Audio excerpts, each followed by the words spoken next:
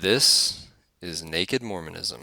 I pledge my life, all that I may have. I will strive to the utmost of my ability to be what you would want me to be. It's time to find the truth. That is, man lived before he came to this earth. He is an eternal being. Joseph Smith gave to the world the true understanding of the origin of man, that man comes to earth with a divine and eternal purpose. Let's examine the doctrine. And through it, all who believe and obey the glorious gospel of God, all who are true and faithful and overcome the world, all who suffer for Christ and his word, all of it, all shall become as their Maker and sit with him on his throne and reign with him forever in everlasting glory. And see what it has to offer. And having set our hand to the plow, we will never look back until this work is finished and love of God and neighbor rules the world. In the name of Jesus Christ. What can be gleaned from Mormon teachings? A corollary to the pernicious falsehood that God is dead is the equally pernicious doctrine that there is no devil. Satan himself is the father of both of these lies. To believe them is to surrender to him. And where is the church heading? I have faith that the Constitution will be saved as prophesied by Joseph Smith. But it will not be saved in Washington. It will be saved by enlightened members of this church. The explicit tag is there for a reason, so if you get offended at what's said, it's not for you. But most importantly, may you ponder the truths you've heard. May they help you to become even better than you were. Skepticize everything.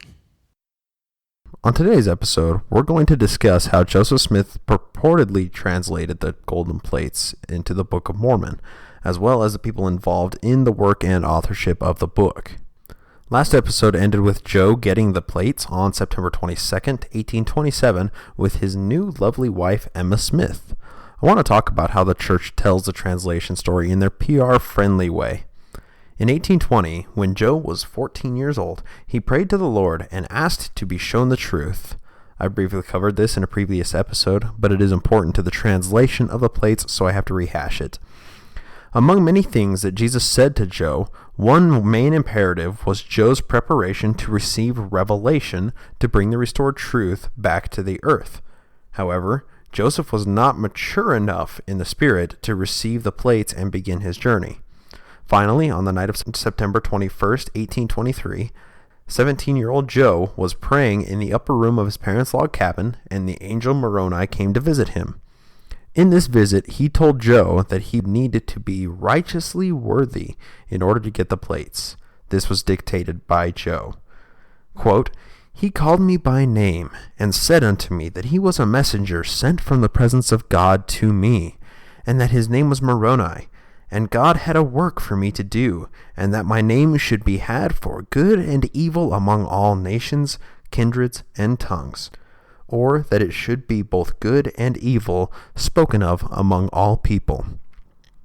He goes on, quote, "He said there was a book deposited, written upon gold plates, giving an account of the former inhabitants of this continent, and the source from whence they sprang. He also said that the fullness of the everlasting gospel was contained in it, as delivered by the Savior to the ancient inhabitants." End quote. After Joe was visited by the angel, he was instructed on how to acquire the plates. We talked about this earlier, so I won't go into the details, but needless to say, he got a hold of them. Now I'm going to read straight from the LDS.org website to see just how the translation timeframe is reported. Joe received the plates in September 1827, and the following spring in Harmony, Pennsylvania, began translating them in earnest, with Emma and his friend Martin Harris serving as his main scribes. The resulting English transcription, known as the Book of Lehi, and referred to Joseph as written on 116 pages, was subsequently lost or stolen. As a result, Joseph was rebuked by the Lord and lost the ability to translate for a short time. Joe began translating again in 1829, and almost all of the present Book of Mormon text was translated during a 3-month period between April and June of that year.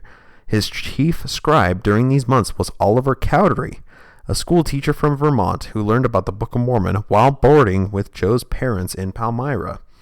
Called by God in a vision, Cowdery traveled to Harmony to meet Joseph and investigate further.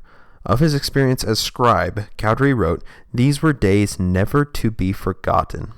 To sit under the sound of a voice dictated by the inspiration of the heaven." Unquote. The manuscript that Joseph dictated to Oliver Cowdery and others is known today as the original manuscript. About 28% of that actually still survives. Unlike most dictated drafts, the original manuscript was considered by Joseph to be, in substance, a final product. Well, it did come straight from the mouth of God, so why wouldn't it be, right? To assist in the publication of the book, Oliver Cowdery made a handwritten copy of the original manuscript. This copy is known today as the printer's manuscript. Because Joseph did not call for punctuation, such as periods, commas, or question marks as he dictated, such marks are not in the original script. The typesetter later inserted punctuation marks when he prepared the text for the printer. With the exception of punctuation, formatting, other elements of typesetting, and minor adjustments required to correct typing and scribal errors, the dictation copy became the text of the first printed edition of the book. So as far as LDS.org is concerned, that is a rough time frame of the translation of the Book of Mormon. So now let's see what LDS.org has to teach us about the method of translation. While this may seem insignificant now, to those listeners who don't know the truth about how Joe translated the plates, we will soon see the difference between the reported method and the truth of the method. This is back to on LDS.org. Joseph and his scribes wrote of 2 instruments used in translating the Book of Mormon. According to witnesses of the translation, when Joe looked into the instruments, the words of Scripture appeared in English. One instrument, called in the Book of Mormon the interpreters, is better known to Latter-day Saints today as the Urim and Thummim. Joe found the interpreters buried in the hill with the plates. Those who saw the interpreters described them as a clear pair of stones bound together with a metal rim. The Book of Mormon referred to this instrument together with its breastplate as a device kept and preserved by the hand of the Lord and handed down from generation to generation for the purpose of interpreting languages. The other instrument, which Joseph discovered in the ground years before he retrieved the gold plates, was a small oval stone, or a seer stone. As a young man during the 1820s, Joseph, like others in his day, used a seer stone to look for objects and buried treasure. It says this right, I'm reading this right from the LDS.org website. It says that as Joe grew to understand his prophetic calling, he learned that he could use the stone for the higher purpose of translating Scripture. The same stone he was using to look for buried treasure with, he translated the Scriptures with. That says it right on the LDS.org website. There's no disputing that. That is fact. Apparently for convenience, Joe often translated with the single seer stone rather than the 2 stones bound together to form the interpreters. So why did he even have those? These 2 instruments, the interpreters and the seer stone, were apparently interchangeable and worked in much the same way, such that, in the course of time, Joseph and his associates often used the term Urim and Thummim to refer to a single stone, as well as the interpreters. God literally gave Joe a tool and then gave him a backup tool that was easier to use just in case he wanted to be lazy. Back to the website. In ancient times, Israelite priests used the Urim and Thummim to assist in receiving divine communications. Although commentators differ on the nature of the instrument, several ancient sources state that the instrument involved stones that lit up or were divinely illuminated. Latter-day Saints later understood the term Urim and Thummim to refer exclusively to the interpreters. Joseph and others, however, seem to have understood the term more as a descriptive category of instruments for obtaining divine revelations, and less as the name of a specific instrument, like as the Bible refers to. I would speculate that the last line in that paragraph really illustrates the dodging conclusion they came to about Joe saying he had the Urim and Thummim. They have to do this because the real Urim and Thummim are supposedly lost inside the Ark of the Covenant, according to the Bible, and there's literally no physical way that the Urim and Thummim that Joe had were the originals spoken of in the Bible. Now that we have seen how the church teaches us the translation story, let's really dive into what happened. I'm sure that the LDS.org story is completely accurate, but let's see if any details are omitted. I want to start out this episode of Naked History with Martin Harris, or as we'll call him, Not-So-Smarty-Marty. Until 1831, Not-So-Smarty-Marty lived in Palmyra, New York, where he was a prosperous farmer. His neighbors considered him to be an honest and superstitious man. A biographer wrote that his imagination was excitable and fecund. For example, Marty once perceived a sputtering candle to be the work of the devil. An acquaintance said that Harris claimed to have seen Jesus in the shape of a deer and walked and talked with him for 2 or 3 miles. The local Presbyterian minister called him a visionary fanatic. A friend who praised him as being universally esteemed as an honest man also declared that Harris's mind was overbalanced by marvelousness, and that his belief in earthly visitations of angels and ghosts gave him the local reputation of being crazy. So he was just a crazy rich guy running around Palmyra in New York. Another friend said that Martin was a man that would do just as he would agree with you, but he was a great man for seeing spooks. Seems like a really, really good target for somebody to finance the Book of Mormon. But we'll get to that in a few minutes here. This sets out to be a very fascinating profile for Not-So-Smarty-Marty, which seemed to offer just what Joe needed to really get things going with his book. Let's hear Marty's personal dissertation on what happened. This will take a few minutes to read, but it contains an immense amount of information to unpack and examine, and I can't wait to get to it. So this is an interview with Martin Harris, or Not-So-Smarty-Marty, in Tiffany's Monthly in 1859, and it was published by Joel Tiffany in New York. The following narration we took down from the lips of Martin Harris, and read the same to him after it was written, that we might be certain of giving his statement to the world. We made a journey to Ohio for the purpose of obtaining it in the latter part of January 1859. We did this that the world might have connected account of the origin of Mormonism from the lips of one of the original witnesses, upon whose testimony it was first received.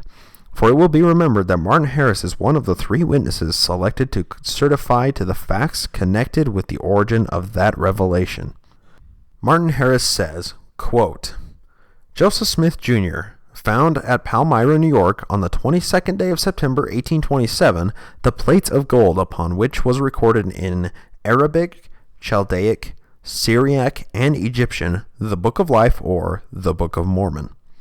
I was not with him at the time, but I had a revelation the summer before that God had a work for me to do. These plates were found at the north point of a hill 2 miles north of Manchester village. Joe had a stone which was dug from the well of Mason Chase 24 feet from the surface. In this stone he could see many things to my certain knowledge. It was by means of this stone he first discovered these plates. In the first place, he told me of this stone and proposed to bind it on his eyes and run a race with me in the woods. A few days after this, I was at the house of his father in Manchester, 2 miles south of the Palmyra village, and was picking my teeth with a pin while sitting on the bars. The pin caught in my teeth and dropped from my fingers into shavings and straw. I jumped from the bars and looked for it. Joseph and Northrop Sweet also did the same. We could not find it. I then took Joseph on surprise and said to him, I said, "Take your stone." I had never seen it and did not know that he had it with him. He had it in his pocket. He took it and placed it in his hat, the old white hat, and placed his face in the hat. I watched him closely to see that he did not look one side. He reached out his hand beyond me on the right and moved a little stick, and there I saw the pin, which he picked up and gave to me. I know he did not look out of the hat until after he had picked up the pin. Seems like it might have been a little bit of confirmation bias, but that's just speculation. Anyway, Joseph had this stone for some time. There was a company there in that neighborhood who were digging for money, supposed to have been hidden by the ancients. Of this company were old Mr. Stowell, I think his name was Josiah, also old Mr. Beeman, also Samuel Lawrence, George Proper, Joseph Smith Jr. and his father, and his brother Hiram Smith. They dug for money in Palmyra, Manchester, and also in Pennsylvania and other places. When Joseph found this stone, there was a company digging in Harmony, Pennsylvania, and they took Joseph to look in the stone for them. And he did so for a while. And then he told them the enchantment was so strong that he could not see, and they gave it up. And then he was later convicted on charges for that. There he became acquainted with his future wife, the daughter of old Mr. Isaac Hale, where he boarded. He afterwards returned to Pennsylvania again and married his wife, taking her off to old Mr. Stowell's because her people would not consent to the marriage. She was of age, Joseph was not. It's interesting, I'm taking a side note, it's interesting that Martin Harris says at that time she was of age, Joseph was not. Because she was 22, if I am remembering correctly, and Joseph was 21. So they were both legally of age, and that wasn't the problem. But I wonder if he meant of age as by wasn't of maturity, because it seems like Emma was mature enough and she was ready for marriage. But, well, we know a little bit about Joe at this time. Maybe, we know how Isaac felt about Joe. Isaac being Emma's dad, of course. We know how he felt about Joe at this time. So, anyway, I'll continue on with Marty's dissertation. After this, on the 22nd of September, 1827, before day, Joseph took the horse and wagon of old Mr. Stowell, and taking his wife, he went to the place where the plates were concealed. And while he was obtaining them, she kneeled down and prayed. He then took the plates and hid them in an old black oak tree top, which was hollow. Mr. Stowell was at this time at old Mr. Smith's digging for money.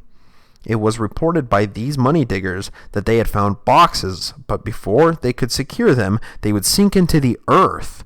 A candid old Presbyterian told me that on the Susquehanna Flats he dug down to an iron chest, that he scraped the dirt off with a shovel, but had nothing with him to open the chest. That he went away to get help, and when they came to it, it had moved away 2 or 3 rods into the earth, and they could not get it. There were a great many strange sights. One time the old log schoolhouse south of Palmyra was suddenly lighted up and frightened them away. Samuel Lawrence told me that while they were digging, a large man who appeared to be 8 or 9 feet high came and sat on the ridge of the barn, and mentioned to them that they must leave. They motioned back that they would not, but that they afterward became frightened and did leave. At another time, while they were digging, a company of horsemen came and frightened them away. These things were real to them, I believe, because they were told to me in confidence, and told by different ones, and their stories agreed, and they seemed to be in earnest. I knew they were in earnest. Isn't this just so clear? I mean, Not-So-Smarty-Marty is talking about this band of seers that Joe and Big Daddy Cheese were running around with, and they would tell him these fantastical stories of, well, I was going to dig for, this treasure, and, when I went to scrape the box, I didn't, I scraped the dirt off the box, but when I didn't have anything to pry the lid off, so when I went to get something and came back, the ground gnomes fucking took them again. I mean, I'm sorry, it's so nonsensical. I just can't believe it that Martin Harris would just believe this shit on faith, and now he's saying that these people told him these things in confidence separately, and their stories agreed. Yeah. These people told him these things in confidence, but their stories agreed, so therefore he trusts them when they were all together a band of con people. It just blows my mind. Marty, you're just not so smarty. There's a good reason why you have that name. Anyway, let's get back to it. Joseph did not dig for these plates. They were placed in this way. 4 stones were set up and covered with a flat stone, oval on the upper side and flat on the bottom. Beneath this was a little platform upon which the plates were laid, and the 2 stones, set in a bow of silver by means of which the plates were translated, were found underneath the plates. These plates were 7 inches wide by 8 inches in length, and were of the thickness of plates of tin. And when piled one above the other, they were altogether about 4 inches thick, and they were put together on the back by 3 silver rings, so that they would open like a book. So obviously he's describing the plates there. Now he goes on to describe the Urim and Thummim that are in the chest plate. The 2 stones set in a bow of silver were about 2 inches in diameter, perfectly round, and about 5/8 of an inch thick at the center, but not so thick at the edges where they came into the bow. They were joined by a round bar of silver about 3/8 of an inch in diameter and about 4 inches long, which, with the 2 stones, would make 8 inches. Now he describes the stones.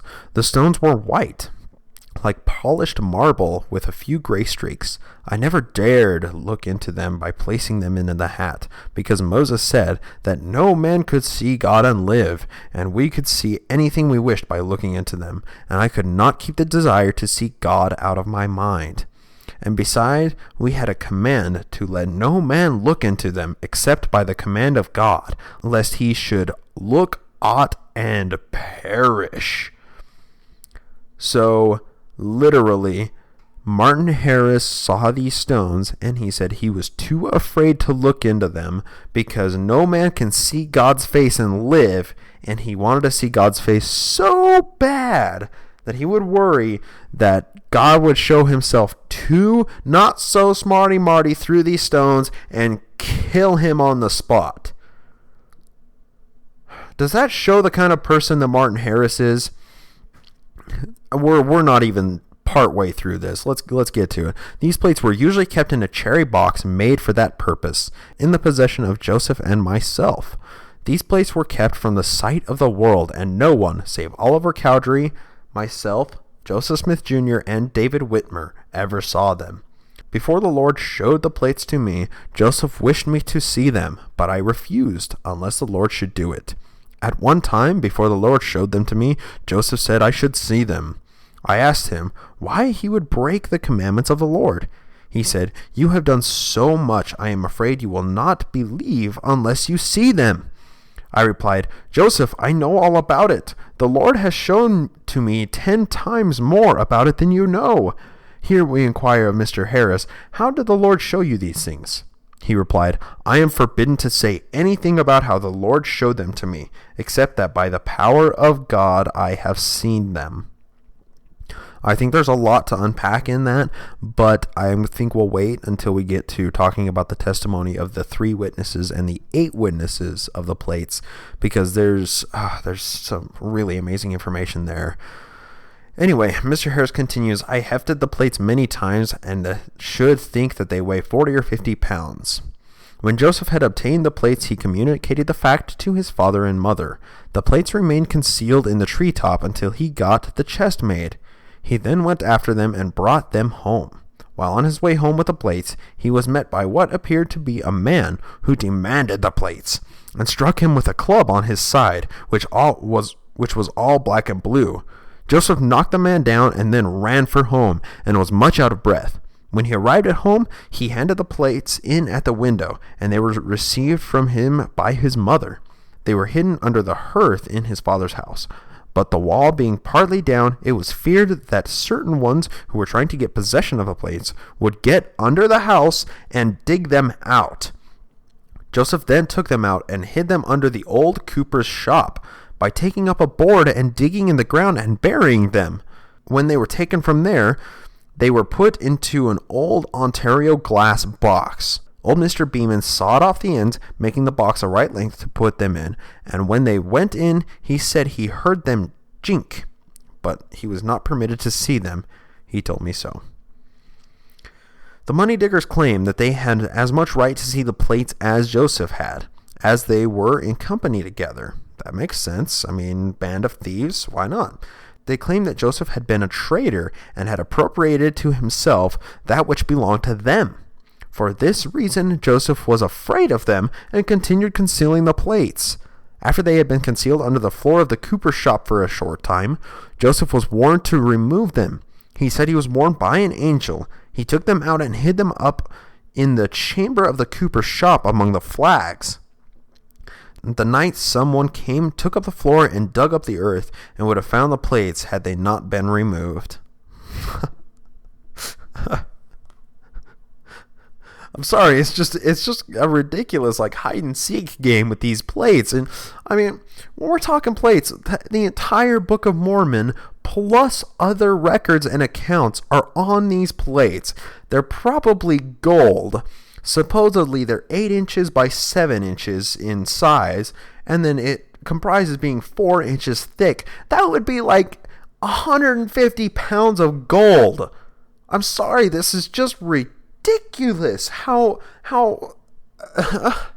just it's cartoonish almost. All right, I'll continue with Marty's dissertation here. These things had all occurred before I talked with Joseph respecting the plates, but I had the account of it from Joseph, his wife, brothers, sisters, his father, and mother. I talked with them separately that I might get the truth of the matter. He talked to everybody in Joseph's family, who all heard the account from Joseph because he was the only person there. And Martin asked him separately to see if he could get the truth of the matter out. Not-So-Smarty-Marty, did you ever like step outside of this box for just 2.5 goddamn seconds to look at the sticky wicket you were stepping into? Or were you just like, no, the Lord picked me for this, I'm just going to jump in and say, fuck it all? It's just sad. It's really, really sad. So let's continue so we can hear how Martin Harris was swindled in, that I might get the truth of the matter. The first time I heard of the matter, my brother Percival Harris, who had been in the village of Palmyra, asked me if I had heard about Joseph Smith Jr. having a golden Bible. My thoughts were that the money diggers had probably dug up an old brass kettle or something of the kind. I thought nothing more of it. This was about the 1st of October, 1827. So, roughly a week or 2 weeks after Joseph Smith dug him out of the ground. The next day after the talk with my brother, I went to the village, and there I was asked what I thought of the gold Bible. I replied, "The Scripture says, he that answereth a matter before he heareth it, it is a foolishness unto him. I do not wish to make myself a fool. I don't know anything about it." Then said I, "What is it about Joe's gold Bible?" They then went on to say that they put whiskey into the old man's cider and got him half drunk, and he told them all about it. Then they repeated his account, which I found afterwards to agree substantially with the account given by Joseph. Then said I to them, "How do you know that he has not got such gold plates?" They replied, "Damn him! Angels appear to men in this enlightened age. Damn him, he ought to be tarred and feathered for telling such a damned lie." Then I said, "Suppose he has told a lie, as old Thomas Jefferson said, it did not matter to him whether a man believed in one God or 20. It did not rob his pocket nor break his shins. What is it to us if he has told a lie? He has to answer for if he has lied. If you should tar and feather all the liars, you would soon be out of funds to purchase the material." I mean, Not-So-Smarty-Marty sounds like a pretty smart guy when he says something like, "I choose to withhold judgment until I am learned of the matter." And he says, when he, asks skeptical questions of the people that are telling him the story of Joseph, I mean, he seems like a smart guy. It's just interesting to see how Joseph was able to take Martin Harris and so grandly exploit his weak spiritual nature and his seeking spirit, for his knowledge-seeking spirit and God-seeking spirit, and just completely fuck him over. It's just so frustrating. And when you're wondering what I mean by fuck him over, just wait for it. All right, it gets terrible. All right, it continues. I then thought of the words of Christ, "The kingdom divided against itself cannot stand." I knew they were of the devil's kingdom, and if that is of the devil, his kingdom is divided against itself. I said in my heart, this is something besides smoke. There is some fire at the bottom of it. I then determined to go and see Joseph as soon as I could find time. A day or so before I was ready to visit Joseph, his mother came over to our house and wished to talk with me. I told her I had not time to spare. She might talk with my wife, and in the evening when I had finished my work, I would talk with her. When she commenced talking with me, she told me respecting his bringing home the plates and many other things, and said that Joseph had sent her over and wished me to come and see him. I told her that I had a time appointed when I would go, and that when the time came, I should then go. But I did not tell her when it was. I sent my boy to harness my horse and take her home. She wished my wife and daughter to go with her, and they went and spent most of the day. When they came home, I questioned them about them. My daughter said they were about as much as she could lift. Okay, so Marty was even smart enough to send his wife and daughter with Joe's mom, Lucy, to come look at the plates. But Joe was one step ahead of Not-So-Smarty-Marty by sending Lucy over in the first place to prime Marty's pump and tell him all about the scriptures. And then he told Marty's wife and daughter all about the plates and showed them to him. And they come back to Marty and say, "Oh, wow, this is just so amazing. We looked at the plates and hefted them, and they were so cool. And yeah, I mean, Joseph is a really interesting person." So let's just hear it right from Marty. My daughter said they were about as much as she could lift. They were now in the glass box, and my wife said they were very heavy. They both lifted them. I waited a day or two. When I got up in the morning, took my breakfast, and told my folks I was going to the village, but went directly to old Mr. Smith's. I found that Joseph had gone away to work for Peter Ingersoll to get some flour. I was glad he was absent, for that gave me an opportunity of talking with his wife and the family about the plates. I talked with them separately to see if their stories agreed, and I found they did agree. When Joseph came home, I did not wish him to know that I had been talking with them, so I took him by the arm and led him away in the rest, and requested him to tell me the story, which he did as follows. He said, quote, "An angel appeared to him and told him it was God's work." End quote. Here Mr. Harris seemed to wander from the subject. When we requested him to continue and tell what Joseph then said, he replied, Joseph had before this described the manner of his finding the plates.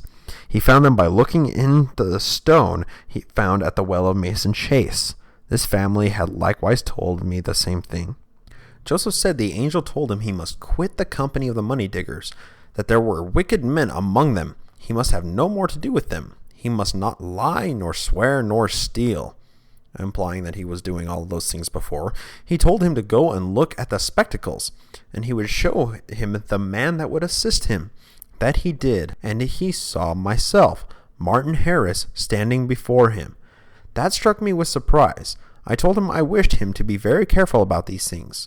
"Well," said he, "I saw you standing before me as plainly as I do now." I said, "If it is the devil's work, I will have nothing to do with it. But if it is the Lord's, you can have all the money necessary to bring it before the world." He said the angel told him that the plates must be translated, printed, and sent before the world. I said, "Joseph, you know the doctrine, that cursed is every one that putteth his trust in man, and maketh flesh his arm. And we know that the devil is to have great power in the latter days to deceive, if possible, the very elect. And I don't know that you are one of the elect. Now you must not blame me for not taking your word. If the Lord will show me that this is his work, you can have all the money you want."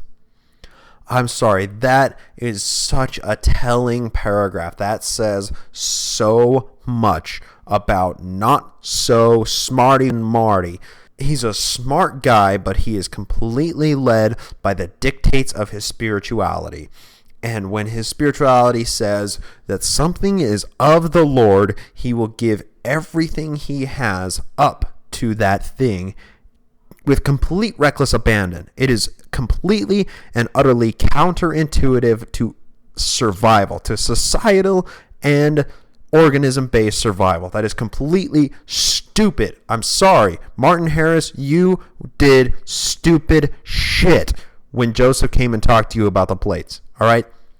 Marty continues, while at Mr. Smith's, I hefted the plates. I knew from the heft that they were lead or gold.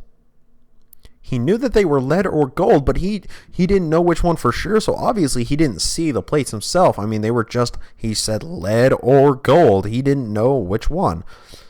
And I knew that Joseph had not credit enough to buy so much lead.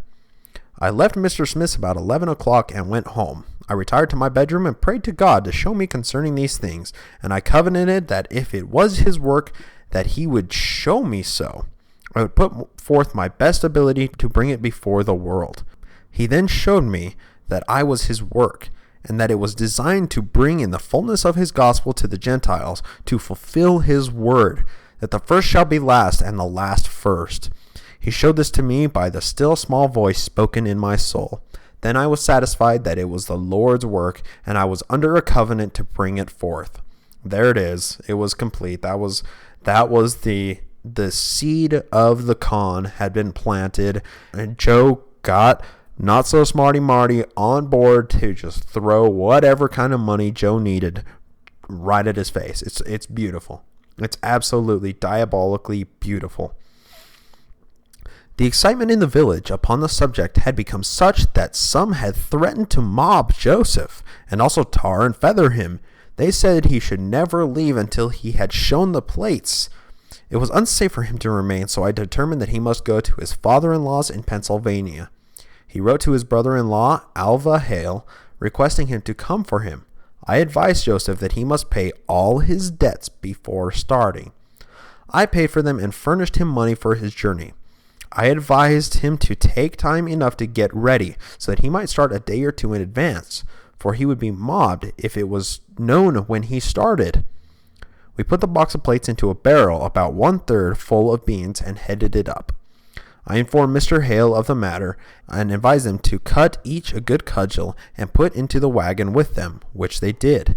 It was understood that they were to start on Monday, but they started on Saturday night and got through safe. This was the last of October 1827. It might have been the 1st of November. It's really easy to read deeper into this statement. It's fascinating to see like the almost mob-like nature of the meeting. Joe had everybody playing their own part. He had dictated out each person was going to do each little piece and create this perfect little con pie that Martin Harris was going to have to take a big old chunk and bite out of and just swallow with a big old grain of salt and then give Joe the prayer test, hoping that God would confirm that Joseph is of God. And upon that confirmation, he lost his life. He lost everything. You want to know what I mean by that? Let's get into what happened. Obviously, all of the players in this con pie that was cooked up by Joe made a pretty good impression on Not-So-Smarty-Marty. After this amazing meeting, he gave Joe the little still small voice prayer test, which must have been more positive than negative, and reckoned that publishing the Book of Mormon was his calling in life. What follows after Marty's dissertation is quite fascinating, to say the least. But let's hear what Abigail, which is Marty's cousin, and Lucy, Marty's cousin wife, had to say about the situation during the translation in Pennsylvania. This was from Mormonism Unveiled, testimonies of Abigail Harris and Lucy Harris, which was Not-So-Smarty-Marty's wife. So this is in Palmyra, in New York, in Wayne County, November 28, 1833. Starts out with Abigail's testimony. Quote, in the early part of the winter in 1828, I made a visit to Martin Harris and was joined in company by Joseph Smith Sr. and his wife. The gold Bible business, so-called, was a topic of conversation, to which I paid particular attention, that I might learn the truth of the whole matter.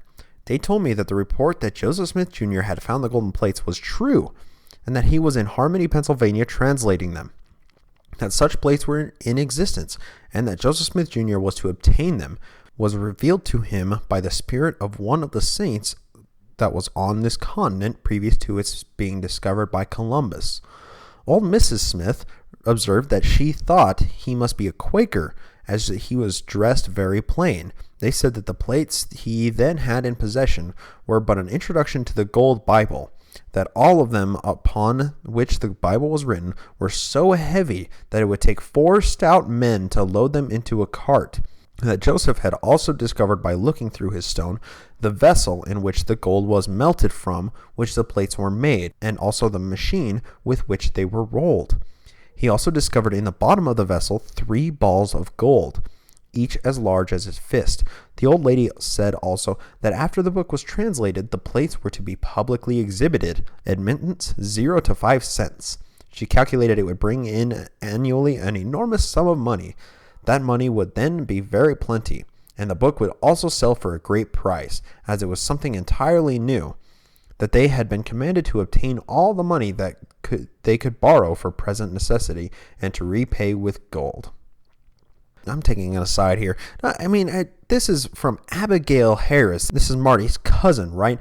She is here saying that when she was riding around with the Smiths, they were talking about how hard up for money they were, and that it's okay that they're borrowing some money from Marty right now, because when the translation was over, they're going to put up the plates on display and charge admittance to see the plates. And at that point, money would be plentiful, Lucy Smith is quoted saying. This is ridiculous. It so obviously was just like a get-rich-quick scheme that the family was going into. Big Daddy Cheese was obviously not capable of providing well enough for the family, that they were reliant on these get-rich-quick schemes, and this is the biggest one that little Joe could come up with. So, here it is. It's all right here. This is all verified testimony. Come on. It's all here. It's all discernible. We just have to look at the information. So let's continue. The remainder was to be kept in store for the benefit of their family and children. This and the light conversation detained me until about 11 o'clock. Early the next morning, the mystery of the spirit, being like myself, one of the order called Friends, was revealed by the following circumstance. The old lady took me into another room, and after closing the door, she said, "Have you $4 or $5 in money that you can lend until our business is brought to a close?" The spirit had said, "You shall receive 4-fold." I told her that when I gave, I did it not expecting to receive again. As for money, I had none to lend. I then asked her what her particular want of money was, to which she replied, "Joseph wants to take the stage and come home from Pennsylvania to see what we were all about." Basically, Joseph wanted to visit home, so Lucy asked Abigail if she could borrow $4. To which I replied he might look into his stone and save his time and money. The old lady seemed confused and left the room, and thus ended the visit. I'm sorry, that's just funny. Abigail's just kind of snide. So Lucy asks to borrow the money, and she says, well, you can just look into his stone and see how the family's doing and save all the time and money. And Lucy's just, meh, walks off. It's hilarious. Anyway, finishing up on Abigail. In the second month following, Martin Harris and his wife were at my house. In conversation about Mormonites, she observed that she wished her husband would quit them, as she believed it was all false and a delusion. To which I heard Mr. Harris reply, "What if it is a lie? If you will let me alone, I will make money out of it." Yeah, Martin Harris said that. What if it is a lie? If you will let me alone, I will make money out of it. Obviously, he was a little bit stressed out at this time, and he was having some doubts himself if it was authentic, if Joseph was really, really a prophet of the Lord. And Abigail was just like, yeah, whatever. It's just funny. Even the people around Marty were like, you're an idiot. But no, he thought Joseph was called of God because he was told by God that Joseph was called of God. After Joseph told him that God called him, I don't know. I can't wrap my brain around it. All right, I got to finish up with Abigail here. I will make money out of it. I was both an eye and an ear witness of what has been stated above, which is now fresh in my memory, and I give it to the world for the good of mankind. I speak the truth and lie not. God bearing me is witness. Abigail Harris. So, let's talk about Lucy Harris, the wife of Martin Harris. This was in Palmyra on November 29th, 1833. So, one day after the Abigail Harris testimony. Quote, being called upon to give a statement to the world of what I know respecting the gold Bible speculation, and also of the conduct of Martin Harris, my husband, who is a leading character among the Mormons, I do it free from prejudice, realizing that I must give an account at the bar of God for what I say. Martin Harris was once industrious, attentive to his domestic concerns, and thought to be worth about $10,000. He is naturally quick in his temper, and in his mad fits frequently abuses all who may dare to oppose him in his wishes. However strange it may seem, I have been a great sufferer by his unreasonable conduct. At different times while I lived with him, he has whipped, kicked, and turned me out of the house. About a year previous to the report being raised that Smith had found gold plates, he became very intimate with the Smith family, and said he believed Joseph could see in his stone anything he wished. After this, he apparently became very sanguine in his belief and frequently said he would have no one in his house that did not believe in Mormonism. And because I would not give credit to the report he made about the gold plates, he became more abusive towards me.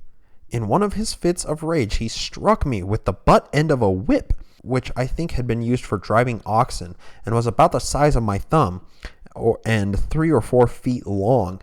He beat me on the head 3 or 4 times, and the next day turned me out of doors twice, and beat me in a shameful manner. The next day I went to the town of Marion, and while there my flesh was black and blue in many places. His main complaint against me was that I was always trying to hinder his making money. When he found out that I was going to Mr. Putnam's in Marion, he said he was going too, that they had sent for him to pay them a visit. On arriving at Mr. Putnam's, I asked them if he had sent for Mr. Harris. They replied they knew nothing about it. He, however, came in the evening. Mrs. Putnam told him never to strike or abuse me any more. He then denied ever striking me. She was, however, convinced that he lied, as the marks of beating me were plain to be seen and remained more than 2 weeks. Martin Harris beat his wife so hard with a fucking bullwhip that she had bruises for more than 2 weeks. She continues, whether the Mormon religion be true or false, I leave the world to judge, for its effects upon Martin Harris have been to make him more cross, turbulent, and abusive to me. His whole object was to make money by it. I will have one circumstance in proof of it. One day while at Peter Harris's house, I told him, Marty, that he had better leave the company of the Smiths, as their religion was false, to which he replied, if you would let me alone, I could make money by it. This seems to comply with Abigail's testimony as well. That is 2 people saying that Martin said the same thing.